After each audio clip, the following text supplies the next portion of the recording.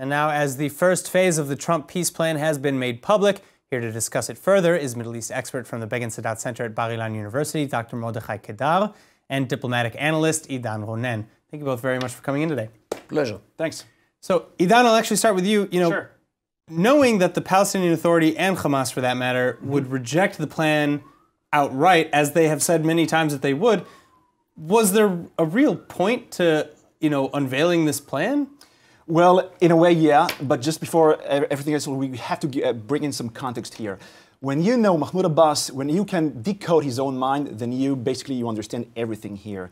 Mahmmoud Abbas is considered to be the eternal naysayer. It isn't for nothing that he literally fled off the Annapolis conference back in the year 2008, where he was offered the most wonderful peace plan ever by Ehud Olmert. That is basically meaning even something like 96 or 98% of what he wanted. Exactly, and also even something that Ehud Barak in the Camp David 2000 Camp David peace summit, he never offered Arafat at that time.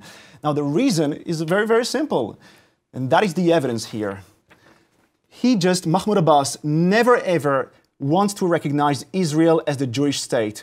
Plain and simple, he will never state it out loud to the main media, but in domestic Arabic audience, in front of them, that he was always saying here. And on top of that, he is just a Holocaust denier. He has made his own doctorate about that when he was in Moscow in the 1980s.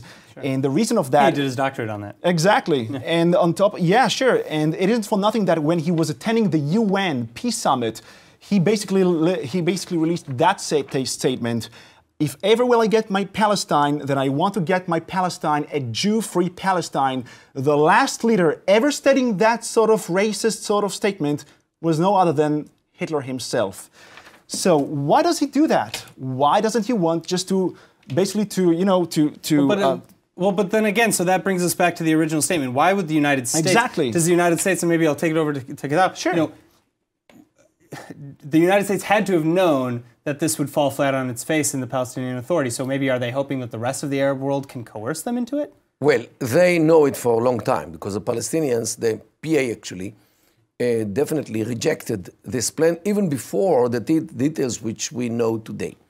However, the Americans apparently hope that the Saudis and the Emiratis and the Egyptians and the Jordanians will cooperate with this deal of the century, will cooperate with Israel, and the Palestinians will be left alone to cry over something which they will never have.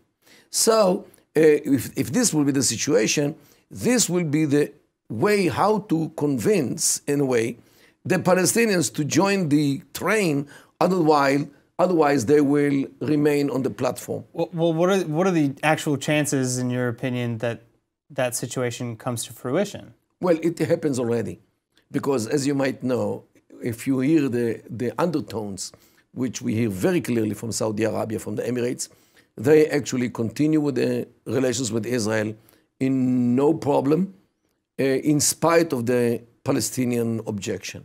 And they actually tell the Palestinians, whether implicitly or explicitly, hey, you guys, we don't wait for you. We continue our way with Israel, with America, with the world, with the future, with normal life. And if you want to stay and cry over something which will never come, you may do it. Leave us alone. We continue the way with Israel. And the Palestinians see it, and they are very, very angry about this, especially the Palestinian Authority.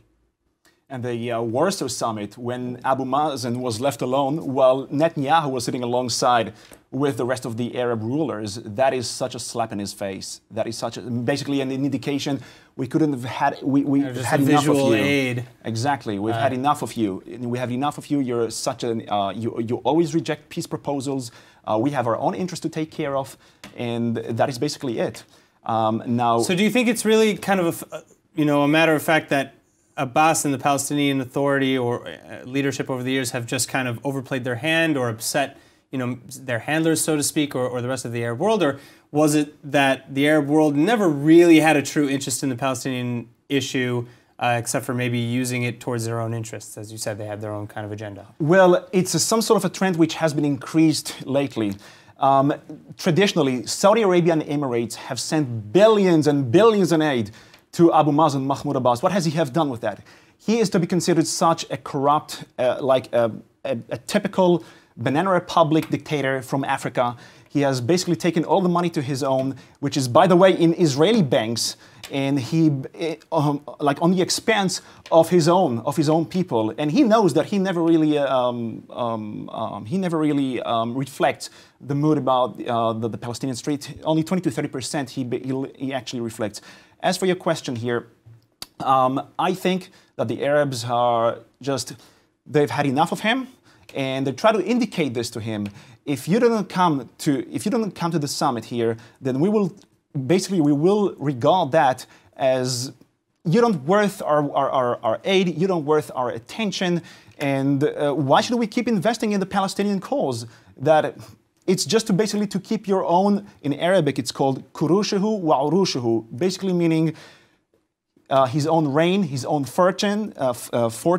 He remembers pretty well that if ever he agrees to such a state solution, that's going to be his end. He remembers perfectly well what Hamas has done in the year 2006 and 2007 when they kicked off, they threw his own comrades off the rooftops.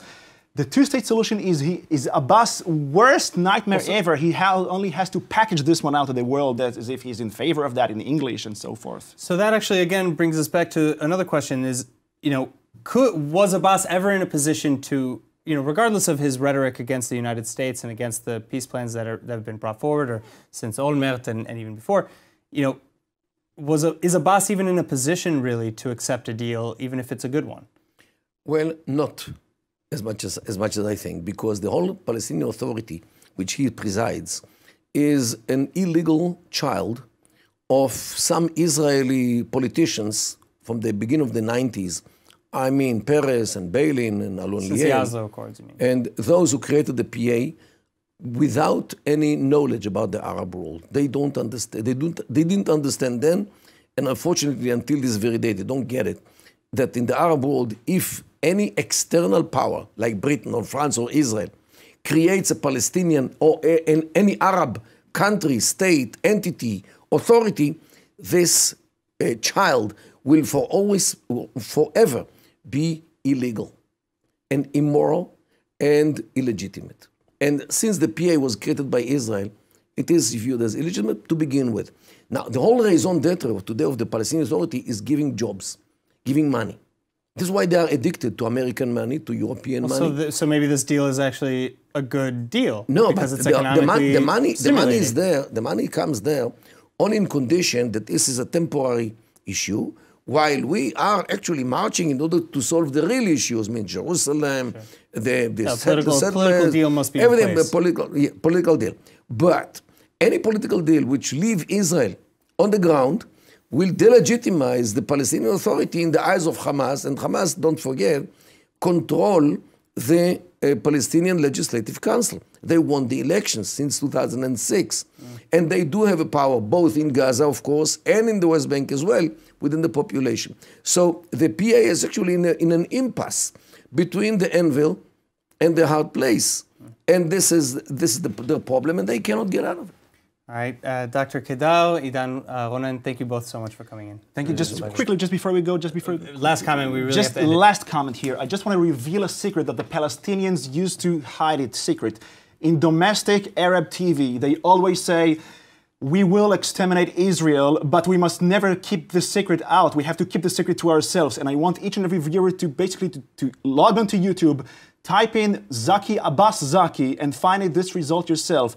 So you're not going to be conned, not going to be fooled as if the Palestinian Authority is in for peace. They only state it out loud, but they want to annihilate Israel. Log on to YouTube and find out yourself. Thank you so much. Idan Ronen, Mahmmoud Abbas, thank you so much.